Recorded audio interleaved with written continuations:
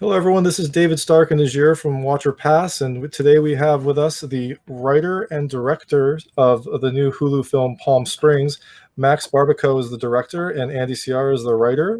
They're joining us to have a chat about Palm Springs, which comes out July 10th. Andy and Max, how are you doing? I'm good. Thank you for all right. having us. Yeah, thank you. Thanks for joining us. So we don't have a ton of time, so I guess we'll just get started quickly. I guess the first questions, you probably answered this a lot, but I guess what was the inspiration for the movie, other than, I guess, Groundhog's Day? What was the inspiration for this film? This is Andy. Max and I met on the first day of film school, fell in love. We realized we wanted to make a bunch of stuff together, and after we finished, after we graduated, we were like, hey, let's do our first movie together. After we'd done a couple shorts together, and we didn't really know what we wanted it to be, but we headed out to Palm Springs for kind of a little lost weekend to try to figure out what we wanted to do. Something on a small budget. And then out of that weekend, we had the general idea of like, okay, let's set it in the desert, ideally one location in the desert. And we have this idea for this character, this kind of nihilist in a way, who is in the middle of somewhat of an existential crisis. And from that point on, which was 5 years ago, like it was not a time loop movie or a rom-com or wedding movie. It was just kind of this character who is going out to the desert on somewhat of a death bender. But then over the years, and over countless conversations between me and Max, where we kind of we're trying to just entertain each other and figure out what we wanted to do, we kind of ended up circling this.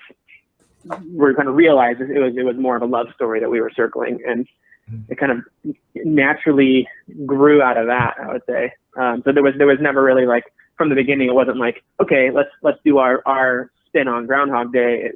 From the beginning, it was us trying to explore loneliness and commitment and all those fun questions. I just got that it's a nihilist that you named Niles. I'm ashamed that it took me that long to figure it out. We wear it on the sleeve. It's not too subtle on that one. So I guess that also kind of answers my next question, because it seems like this role, like Andy Samberg was perfect for it, because he's got kind of that, he's very personable, but he also has that kind of laid back demeanor that is exactly right for someone that's just kind of stuck in the present indefinitely. So, my question was going to be, was the role written for him, or was he envisioned? But it sounds like it just kind of evolved into that. Yeah, I mean, it would have been, there were really no expectations with this thing other than for us to make something straight out of film school, to kind of exercise our creative muscles and exorcise our emotional demons, so to speak. But I think that,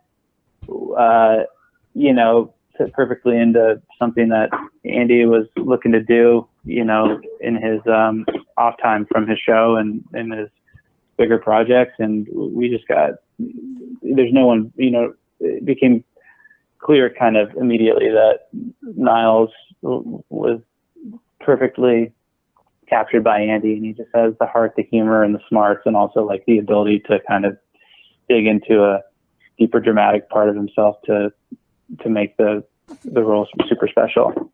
Yeah. So, I don't think anyone else could have played it.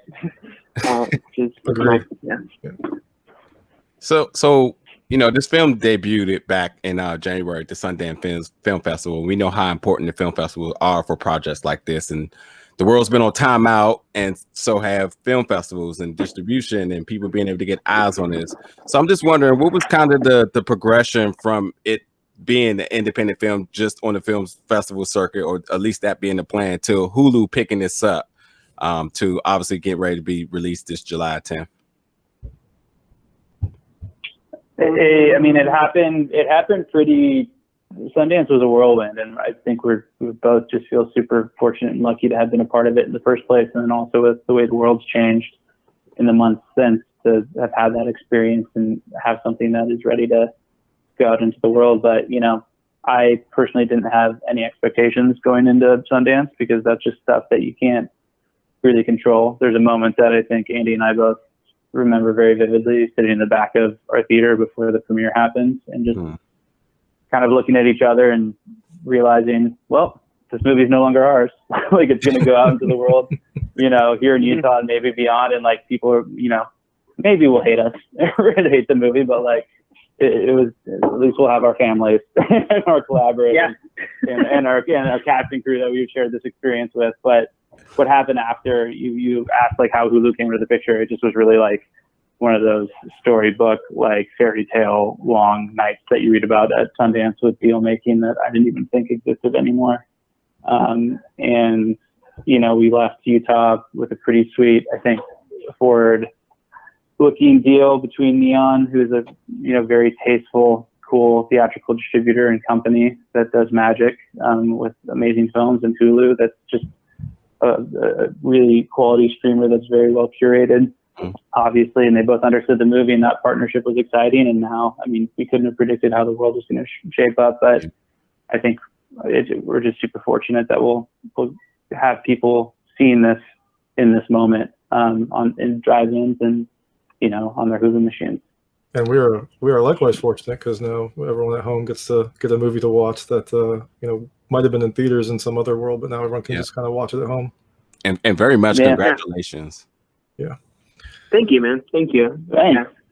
And this is probably a question more for Max. So for a movie that has, I guess, so many similar scenes and kind of this time loop mentality, I was just curious, did you film kind of all the similar scenes at the same time, or did you kind of film the movie chronologically so that the characters' relationships could kind of progress organically? I was wondering how you would go about doing that, because it must be kind of daunting to have to redo shots with very subtle differences to make them look like they're happening at another time. I mean, we block shot every location, so we shot every moment, kind of like you're saying, in every location, and then wrapped the location. And each moment, I mean, we weren't ever really reusing footage, so each moment was shot subtly differently to kind of reflect where the characters were emotionally.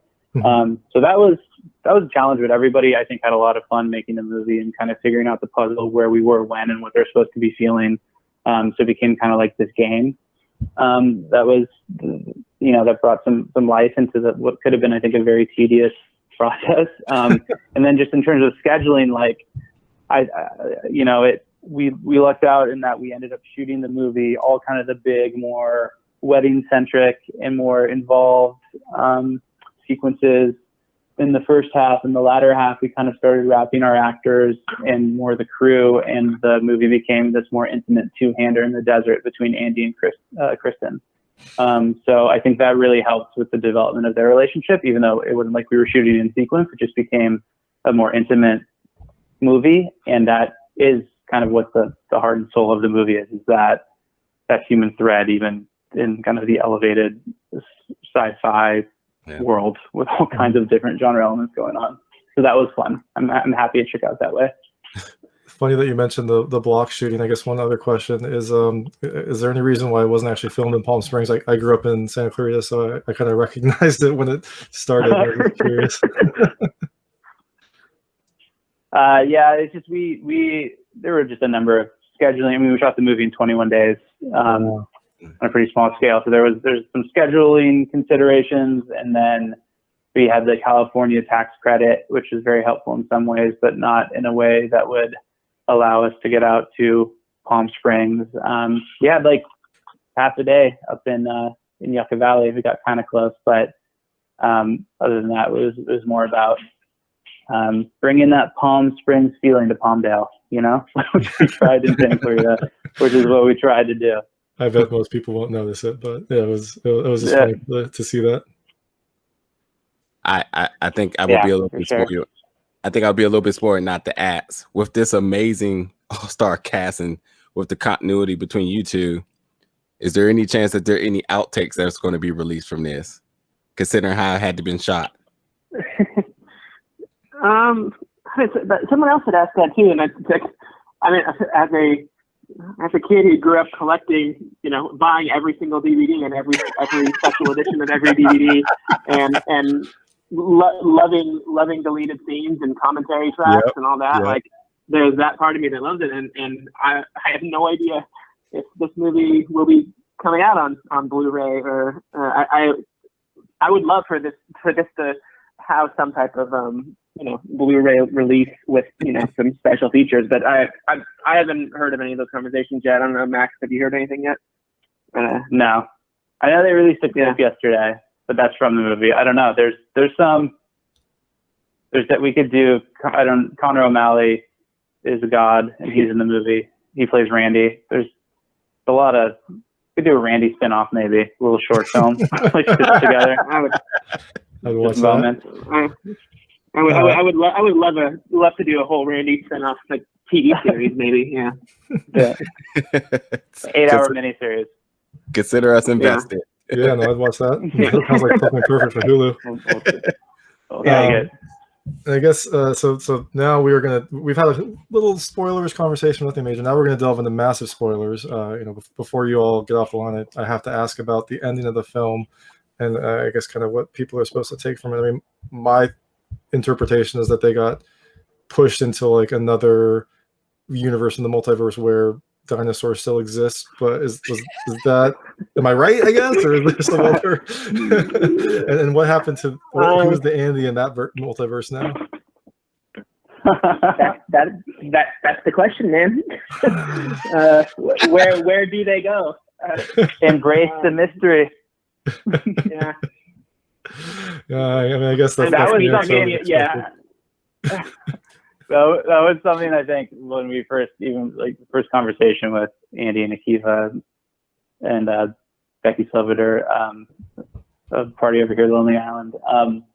It was always what we wanted in an ending, was just to kind of, people can come into a movie, they bring whatever they're feeling with them into that movie, and hopefully the whole movie kind of holds a mirror up to whatever your personal experiences or feelings are about, love and commitment. But especially with that ending, it's like, I think you could read it. I know what I think. I know Andy thinks something different. A lot of people think different things. I think my belief is more valid, obviously, and Andy probably will say that about his. But it kind of can work whatever way you want it to, and it's all about kind of what you're bringing into the movie and what you want to believe that moment is, which I like, and kind of was the aim. Yeah. Agreed. So you're saying that no one is right, everyone is just not wrong, essentially. Well, I mean, I would. There's one that might have been wrong. Kristen has a pretty radical way of looking at it. So you mentioned kind of jokingly a spin-off series, but is there any, I imagine you'd want to revisit this world, or is there any desire to revisit this world, or kind of is it supposed to be a self-contained story, and then the next project will be some other exploration? To chime in, we're asking, do you two have anything else collaborative you're working, because you're striking gold, so give us more. Well, thank you, man. I mean, like in the Palm Springs world, no, man, there's nothing. I feel like we told a complete story here. But Max and I are doing. There is another movie that we're doing together that I'm sure we can talk about soon. But I don't have nothing is like I guess I don't know, official on that yet. But but Max and I will. I think we will always work. We will. Always have at least one thing we're doing together, because it has been it's an incredible creative collaborative experience working with him, so we will keep it was a really fun take on a really emotional and fun take on kind of the Groundhog Day mentality. I think especially in this time when everyone's days are, some people they're kind of all becoming the same, and I think the exploration of Niles' character and kind of the karmic consequences that he comes to realize with his repeating lifestyle was really interesting to look at. And I think it was also nice to see kind of the negatives of a time when you can't move on So Thanks, man. Thank you. That's the hope with it. So. And so I guess it might be a good time to wrap up. But I guess one last question is, you all are working with Lonely Island, so I guess that's kind of how Andy Samberg got involved in the movie. But how did the rest of the cast kind of come in? It seems like a really kind of stellar cast that you put together that all kind of fit together very naturally, even though I don't think we've seen them in previous movies together. I think once Andy got on board, that made it very attractive for a lot of people, that combined with the script. And then we worked with Allison Jones, who's an amazing, legendary casting director, who kind of came with ideas and gave her point of view as well. But that was very important to us to kind of, no matter how small the part, fill out a very compelling and dynamic ensemble that would kind of make you want to watch any one of their personal home movies, all these little micro stories happening in the background of a wedding. Andy Samberg, and like, oh, it's the mother from How I Met Your Mother, and it's the dad from the OC. It was just fun to see all these different pieces come together. Yeah. I love that process, because that's when it comes alive. When you're like, oh, you could put a face to the thing that had been living on paper for so long, and they just, they breathe life into it. So did I think we lucked out that just like so many different characters and actors, like they are scene stealers. Like whenever Meredith or Connor or Camila, whenever they're on screen, they're like they all have their, you want to watch them, and it's that was kind of the dream as when it was just me and Max just bouncing ideas around to fill out a cast like that. We just lucked out. So did Andy and Max, I guess, it sounds like you kind of handed off the casting to someone else, which must be kind of a relief, but also is a little bit difficult to let these characters that you've kind of lived with for 5 years be born from someone else? It was very collaborative. We were all in the room seeing actors and stuff, so it wasn't like, here, figure it out and come back. Like, it was all a long conversation. It just was, you look at the movies, I mean, even all the movies that Andy's done, they're incredibly cast, they're stacked with talent. And then the movies that Allison Jones has done too, and the shows, she's just a legacy in finding cool new talent and then just thinking outside the box and nailing roles. So it was, it was a boon to the entire film. Well, awesome. Yeah. I know you all have to go promote this some more. So thank you so much for making the time to talk to us, and for everyone else listening and watching. This is Palm Springs. It comes out July 10th. It's a really, really fun, emotional, interesting Groundhog Day type movie with a fantastic cast, as you've heard. So make sure to check it out, and we look forward to seeing what you do next. Cool. Thank you so much. Good to meet you guys. Thank you. Yeah.